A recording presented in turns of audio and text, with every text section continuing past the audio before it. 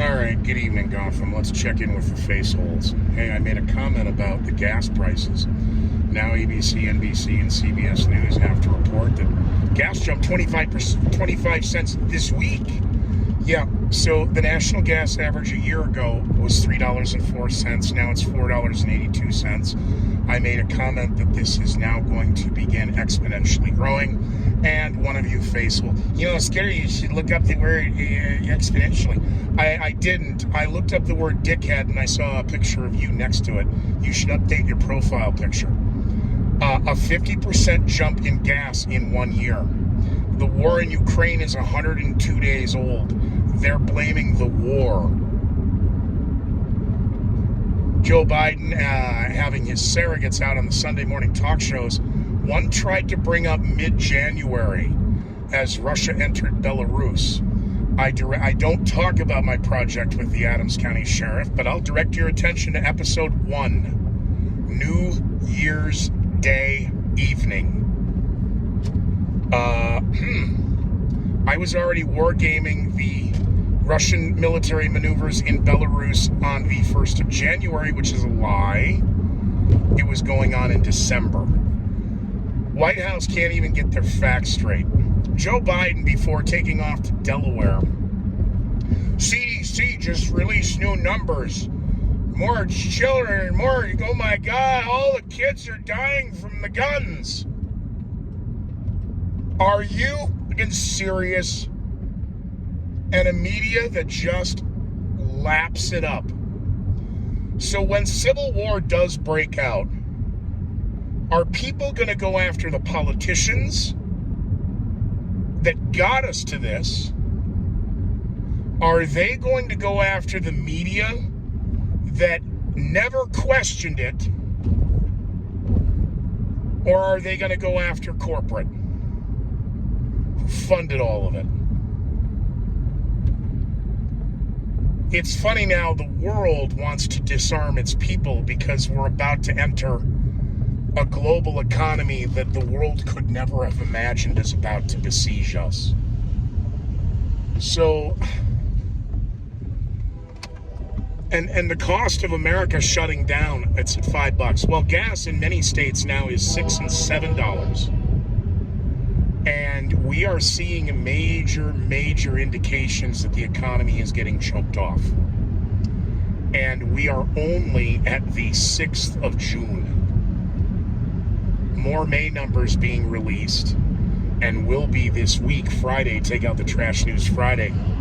It's funny, they keep saying, well, the jobs report's so great. No. Everybody's back to work. Well, you made them all go home. And remote working never worked. We pointed that out. Remote learning has turned now a generation of kids into nuts. They haven't learned anything for 2 years other than they put your mask on and be scared because we just want to be safe. Do you remember during the presidential election when Joe Biden talked about if we elect Trump, we're going to have a dark winter?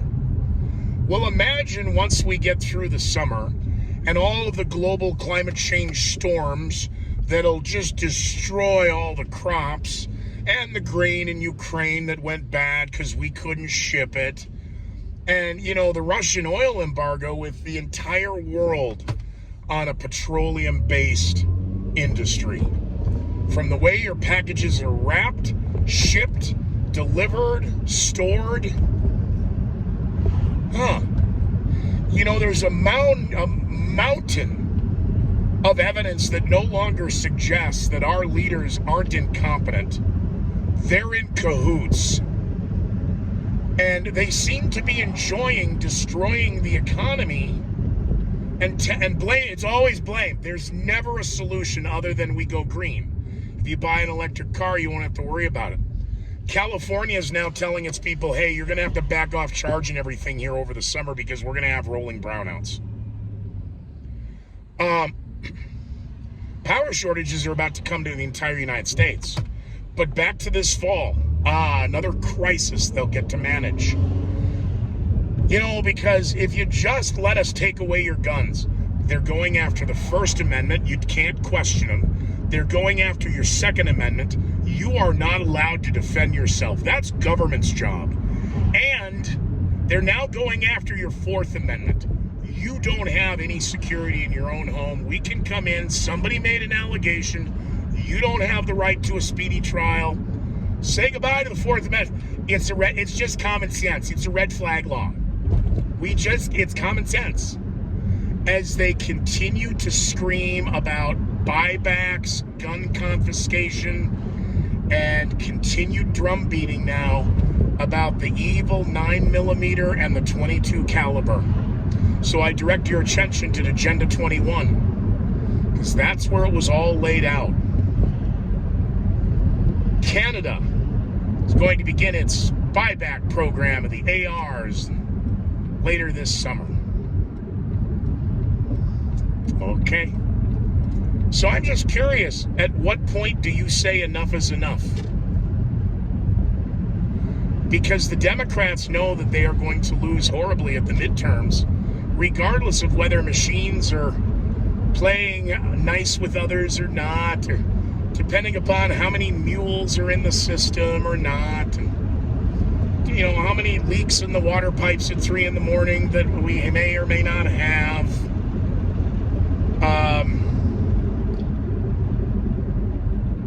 At what point do Americans say enough is enough? I don't know. Many of you are still walking around after 2.5 years wearing a mask under your nose.